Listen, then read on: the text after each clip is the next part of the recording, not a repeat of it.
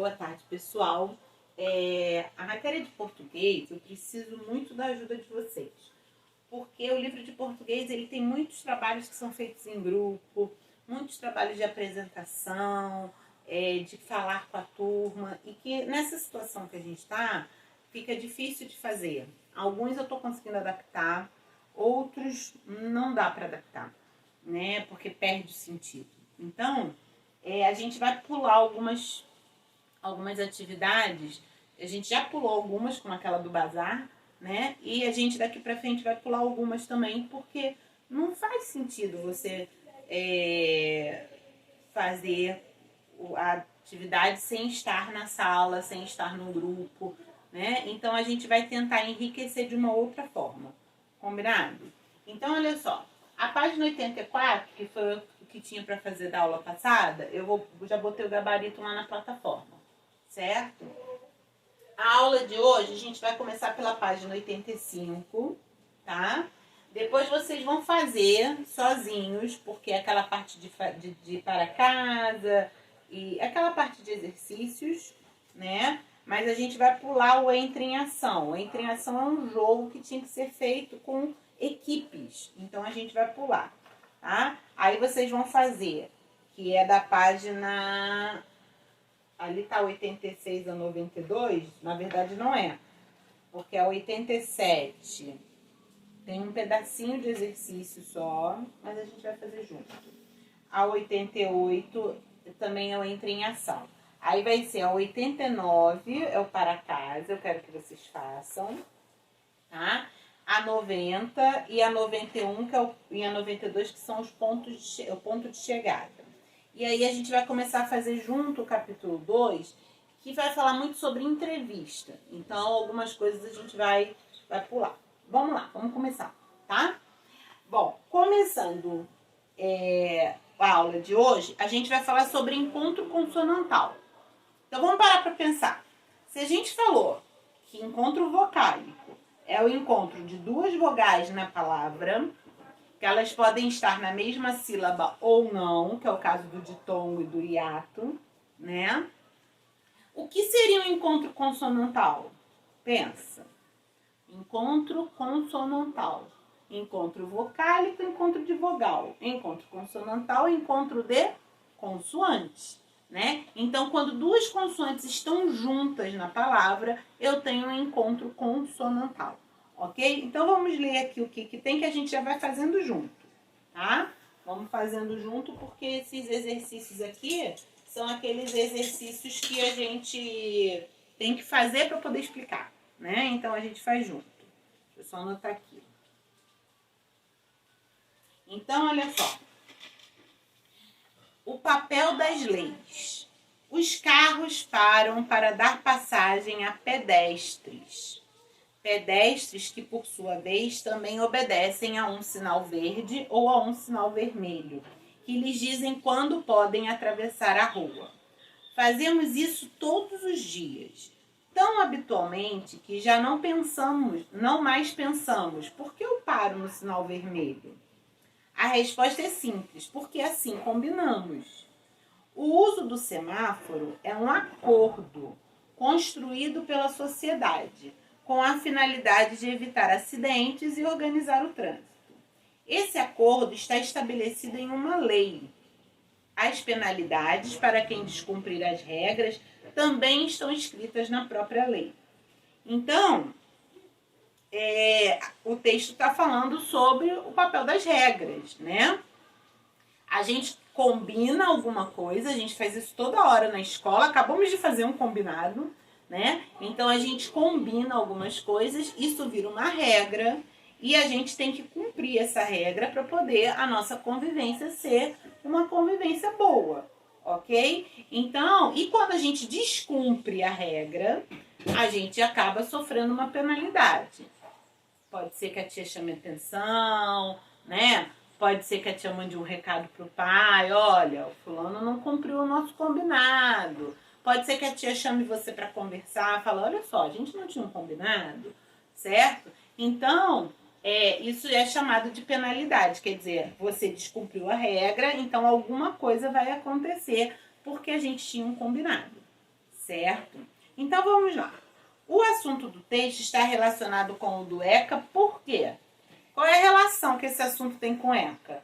A única relação que tem é que são regras, né? Então, aborda regras, ok?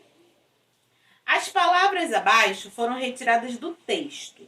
No próprio texto, circule as vogais e sublinhe as consoantes destas palavras. Depois, separe as sílabas abaixo. Então, olha só. Pedestre. Quais são as consoantes? P, D, S, T, R, S. E as vogais, os 3 R's. Aí eu vou separar as sílabas. P, 10, 3. Ok? Letra B. Resposta. Consoantes. R, S, P, O não. S, T. Vogais. E, O e A. Separação de sílaba. Réis, pós, tá. 3 sílabas. Acordo. Letra C. Acordo, consoantes. C, R, D. Vogais. A, O e O. Separando a sílaba. A, cor, do. Regras. R, G, R, S. Consoantes. Vogais E e A. Separando sílaba. Ré, grais. Ok? Vamos ver então o que ele vai nos dizer sobre essas palavras. Agora, retire do texto palavras que apresentam 2 consoantes, uma ao lado da outra, mas em sílabas separadas. Então, a gente tem aqui, nessas aqui, ó, consoantes uma ao lado da outra em sílabas separadas. Pedestre, o S fica numa sílaba, o T na outra. Acordo, o R fica numa sílaba, o D na outra. Resposta, o S fica numa sílaba e o P na outra. Certo? Muito bem. Vamos ver, então, o nosso amigo retângulo lilás, que hoje é um quadrado. Vamos lá. Você já aprendeu que as palavras da nossa língua são formadas por sílabas, que combinam vogais e consoantes de diferentes maneiras. Muitas palavras apresentam encontro consonantal, que é a sequência de 2 ou mais consoantes, sem uma vogal entre elas, como a palavra regras, o G e o R estão juntos, certo? Existem 2 tipos de encontro consonantal. O perfeito, que é quando as consoantes aparecem juntas na mesma sílaba, e é comum acontecer em sílabas formadas por consoante mais L mais vogal, ou consoante mais R mais vogal. Então, aí tem exemplo. Regras, pedestres, blusa, pedra, flores. Esse é o perfeito. E tem o imperfeito, quando as consoantes aparecem em sílabas diferentes. Exemplos. Resposta, o S fica separado. Porta, o R fica separado. Acordo, o R fica separado do D. Atenção! Não ocorre encontro consonantal quando as letras M e N assumem o papel de nasalização da vogal anterior. Então, quando eu uso a letra M sem ser na família silábica, ma, me, mi, mamu, eu uso para fazer em, in, certo? Então, não representa encontro consonantal. Então, ó, campo, tambor, lenda, ela não representa encontro consonantal nesse caso. Apesar de terem 2 consoantes, essa consoante não está fazendo o papel de consoante. Ela está nasalizando, ó, campo, tá saindo pelo nariz, né? Está nasalizando a vogal. Há uma diferença entre encontro consonantal e dígrafo. É uma outra coisa. A gente depois vai botar no caderno. Fica calmo, tá?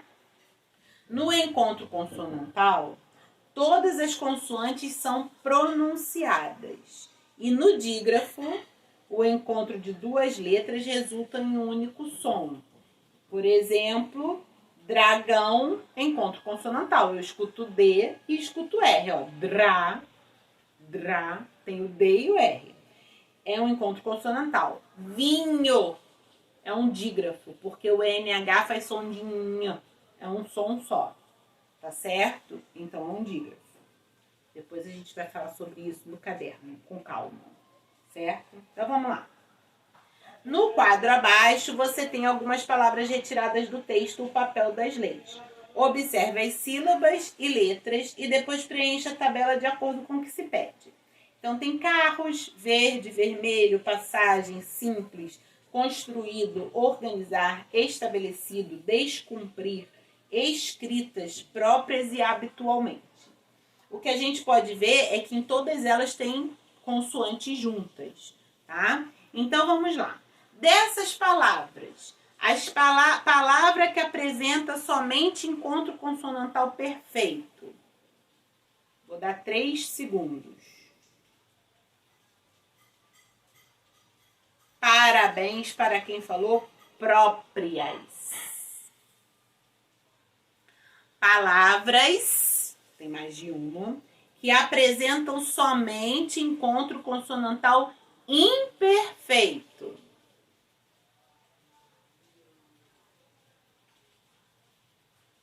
Parabéns para quem falou verde, organizar, estabelecido. Palavra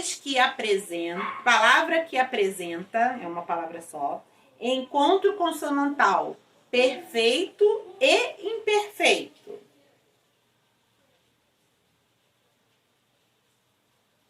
Escritas. Palavras que apresentam somente dígrafos. Lembra? Dígrafos, 2 consoantes e um só som. Carros e passagem. O dígrafo são os 2 R juntos e os 2 S juntos. Palavra que apresenta dígrafo e encontro consonantal imperfeito. Vermelho. O lho é dígrafo. E o vermelho é um encontro consonantal imperfeito, porque o R fica numa sílaba e o M na outra.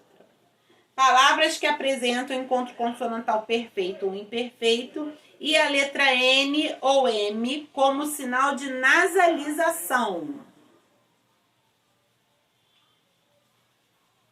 Simples, habitualmente, construído, descumprir. Ok? O entra em ação a gente vai pular. Pula e faz pula. De casa, pula, pulei. Aí vocês vão fazer sozinhos agora. O 89, a 90, a 91 e a 92, ok? Vamos lá para 93, que depois eu vou botar, depois a gente corrige isso aqui, tá? E eu vou botar sobre dígrafos no caderno, para vocês lembrarem. Então, olha só. Ponto de partida.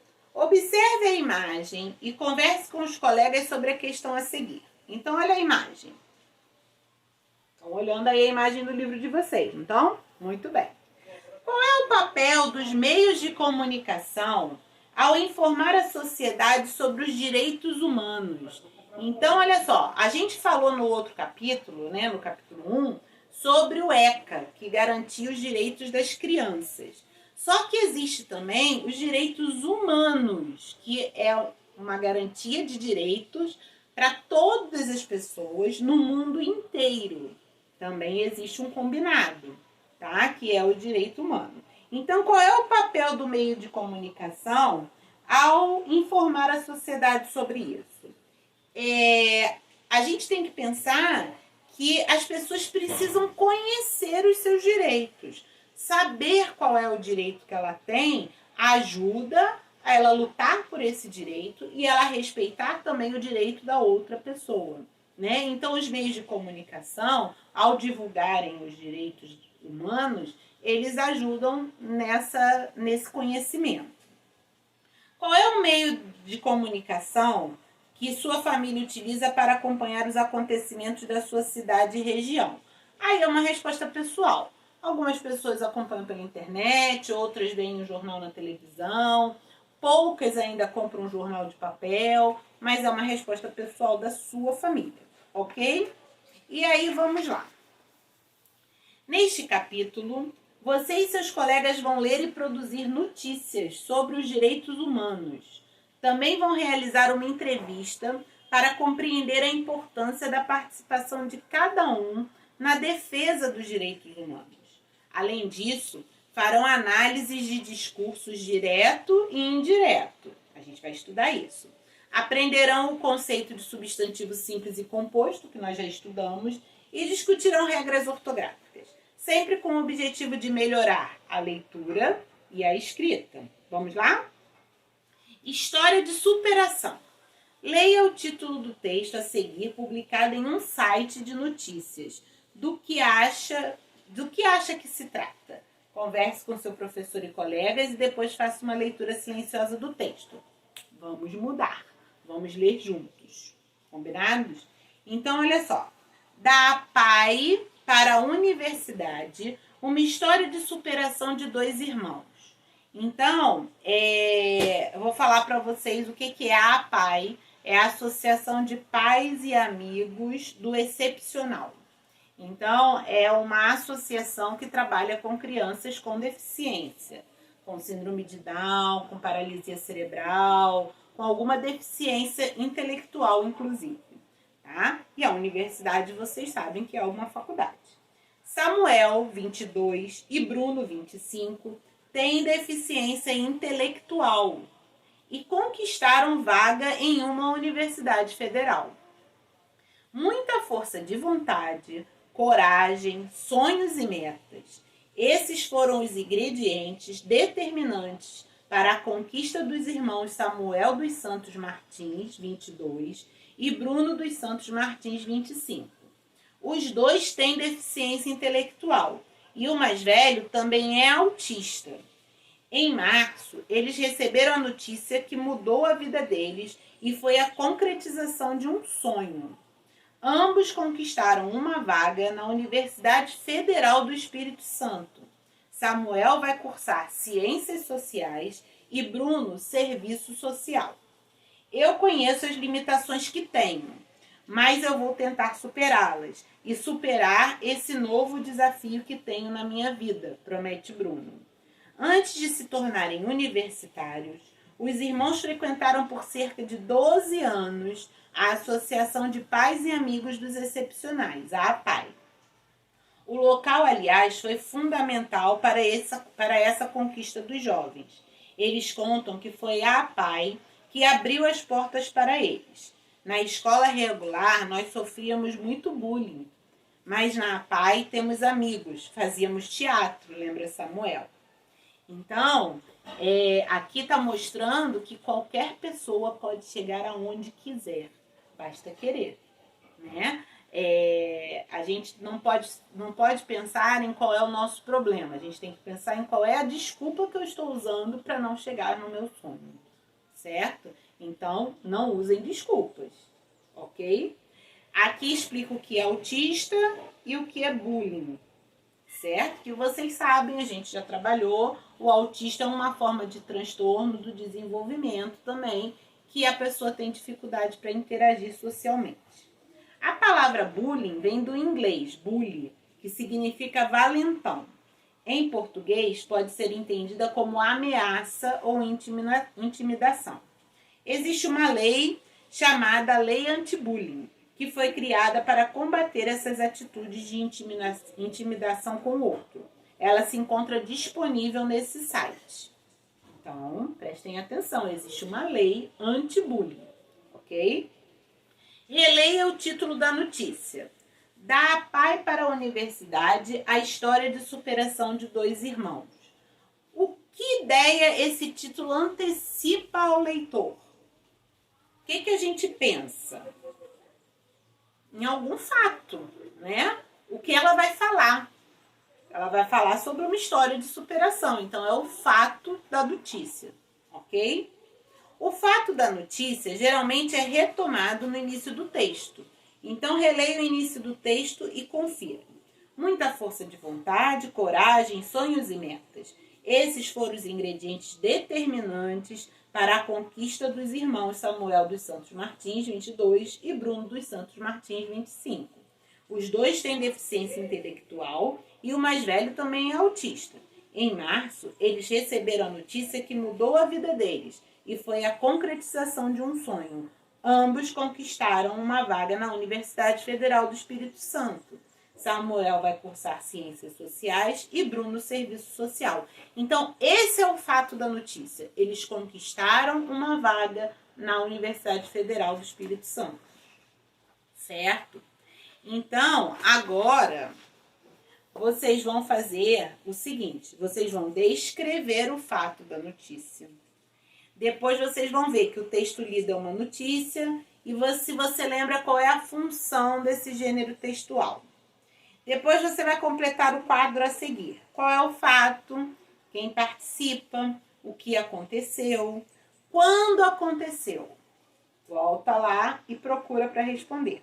Vamos ver agora aqui. Como você já viu, as notícias geralmente apresentam um título, que é escrito no início do texto, geralmente com letras grandes, e se a notícia for a principal do dia, o título recebe o nome de manchete, fica em destaque. A linha fina, ou subtítulo, uma frase sem ponto final, que aparece embaixo do título e serve para completar o seu sentido ou dar outras informações. Aparecem em letras diferentes ou menores que as da manchete. Lead. Lead é o primeiro parágrafo do texto jornalístico, que contém as informações principais, que é o que, quem, quando, onde, como e porquê. Vai estar tudo no lead, certo?